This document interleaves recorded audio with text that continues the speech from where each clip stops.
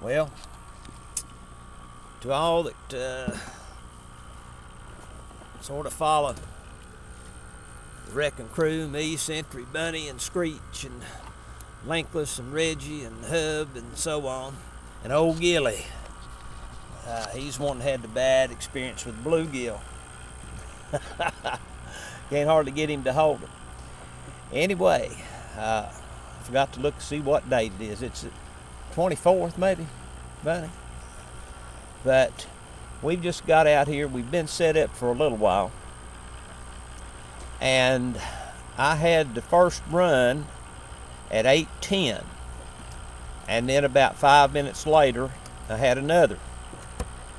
Each time they've ripped the bluegill straight off the hook. They just haven't been on there that long. They've taken this one, he was going right up under the boat. And there was no stopping him. I did have the clicker set on that particular outfit. But trying to weasel around. I'm not used to using this camera like this. But we have 1, 2, 3, 4, 5, 6, 7, 8, 9, 10, 11, 12 rods out. And I think, let's see, 1, 2, 3, 4, 5, 6, 7 of those are mine. So we are baited up with bluegills, and I think Bunny's got on some night crawler on one. I've got on some dead shad. Now Bunny netted a bunch of shad last night, brought them back to the bait pond, but they all died. So we're using them for some cut bait out here. Don't know if maybe might pick up a channel or a blue, but we're flatheaders. I mean, we're just going to try to see if the old flathead might pick up on something like that and maybe catch some fish of sorts. Now, to give a rundown, now I've got a little bit of video of it, but it's on my old standard definition camcorder. When Bunny got into one Sunday night that was between 5 and 6 pounds. But I have to find some things for my computer to be able, see, I had to buy a new computer, but I had to do a complete restore on the old one. But as of right now, I cannot copy anything from my standard definition camcorder to the new computer and system that I'm using. So when I get all that accomplished, we'll put a video together. And of course now it's in 4:3 area, however they looked at. And then these new camcorders, they're 16:9, I believe it is. But thought I would shoot a little bit of this in the 16:9 and just to sort of show you what's going on out here tonight. And with this wide angle, I do have my lighting system with me and the old camcorder, but going to try to use this new one if at all possible. Anyway, with that said, let me with this wide angle, let me see if I can turn around and give you an idea of what the boat setup looks like tonight. So bear with me. All right, now let's see, can I zoom back out? I can't remember how. Well, that's about as much as it'll do.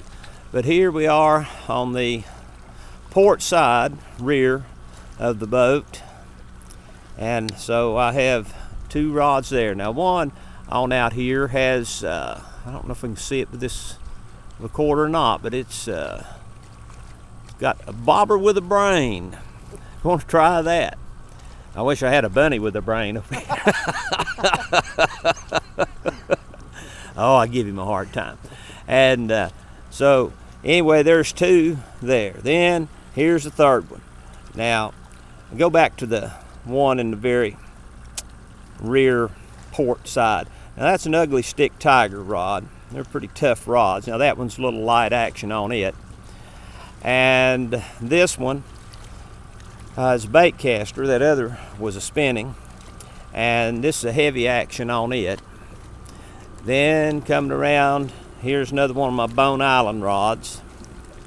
Now, all three, or these two Bone Island and that one ugly stick tiger that's going straight to the bottom, see, all three of those have bluegill.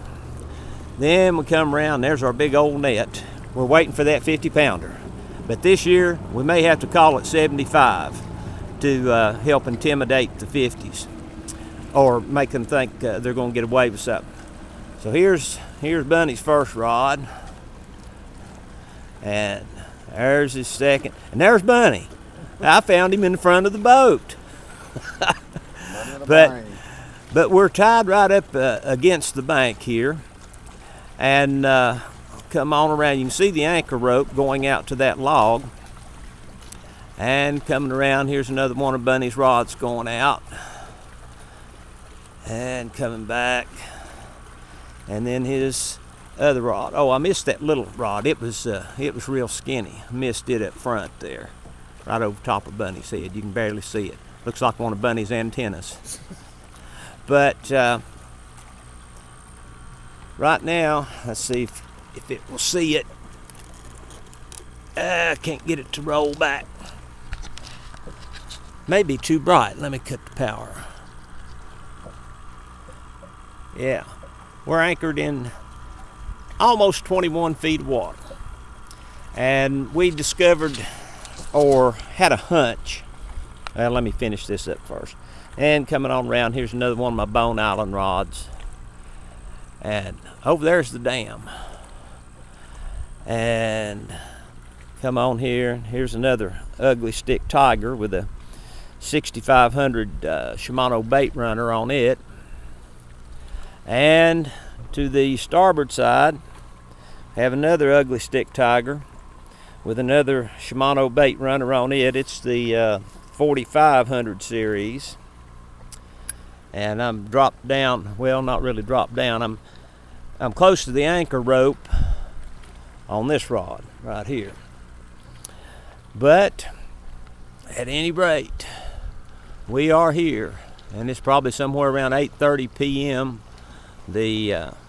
I think we established it was the 24th. I'll look here. Yeah, May 24th, 2012, on beautiful Watauga Lake, Northeast Tennessee. And for now, this is Century and Bunny signing off. At 9:20 p.m., I just had another run. I mean, heavy. I mean, he had the rod on one of these ugly stick tigers, really been over. And finally, he let go. Here's the bluegill that he got. Let me set the cigar down. I had this bluegill hooked. Try to get in on it. In that fleshy part right behind the head. And I mean, he mangled this fish. I mean, totally mangled it. But anyway, that's 3 runs tonight. The Century's still batting 0. But we're going to tough it out a bit longer. We're going to stay to at least midnight. Until then, Century and Bunny signing off.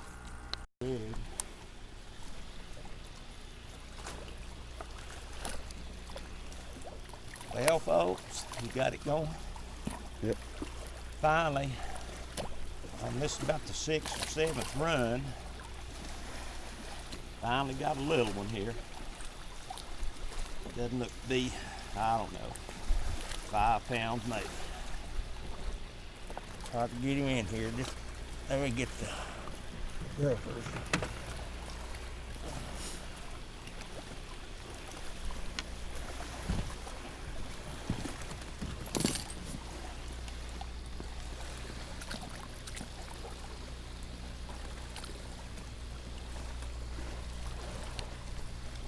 Well,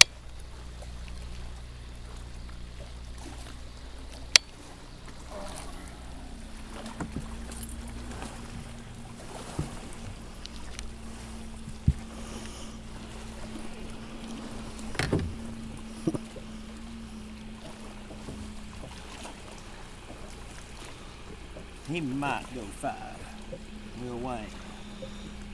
All right, me and Buddy's tied up 1-on-1. Sunday night to tonight. Let's see what this one weighs.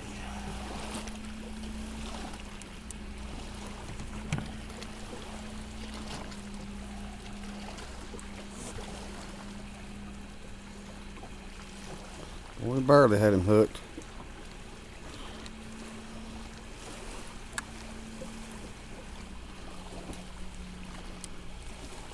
Right at 6 pounds, 5 pounds, 15 ounces. All right. Get this hook out. Oh, got him. Up in the eye.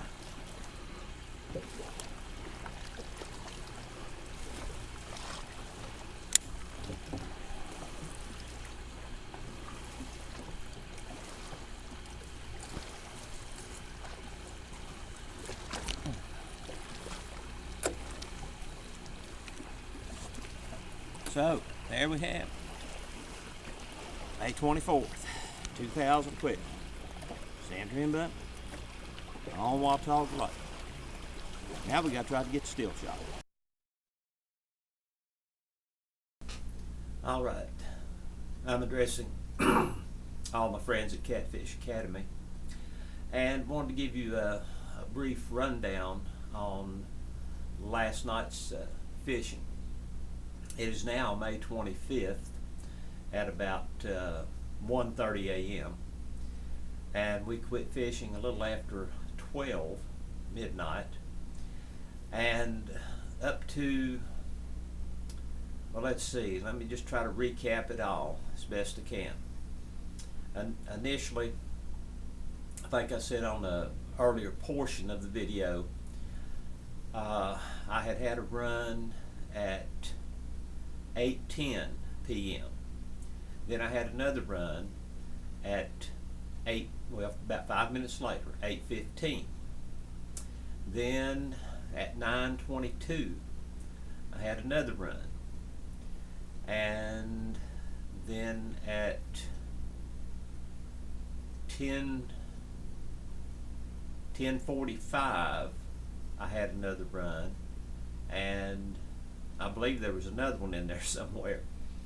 But finally, which you have seen in the early portion of this video after I produce it, finally at midnight I did hook into one that weighed, as I stated earlier, as we weighed it, was 5 pounds 15 ounces. Now, we played a hunch and I forgot to mention that I think I had started to, and then I said I was going to finish showing about the rods. But as I stated last Sunday when I posted that picture of Bunny with the one that he caught, I made note in what I posted on the Academy site that we thought, from just things we've been observing, that we probably needed to get set up earlier. And basically I think that proved to be true, that our hunch was correct as far as what happened last night. And in fact, I think we should have been out even earlier than what we were. Say, 5, 6 o'clock. We didn't leave the house here till probably about 7 o'clock or a little bit later. But let's see, and Bunny caught his Sunday night at, it was 8:55 p.m. And we said that we had no other action that night whatsoever, and we fished till midnight, and which basically we did again tonight. Now, we have run into this kind of scenario before, where fish or the flatheads seem to move at a given time, and we have had them where they would hit on the hour, like at 8 o'clock, 9 o'clock, 10 o'clock, and we've had them hit on the quarter hours, and we've had them hit on the 45s and the 30s, and it seems like they will sort of establish a pattern that way for a few weeks of time anyway. But like I said, we played our hunch tonight, and it didn't pay off with a lot of fish, but it did pay off with quite a bit of action. And we're looking forward, to more and more as the season progresses. And I'm still in pursuit of that 50 pounder, and like I made mention earlier, may have to set that to 75. That way maybe the 75s will feel intimidated and the 50 pounders will show themselves a little more often. Sometimes you got to use a little bit of reverse flathead psychology.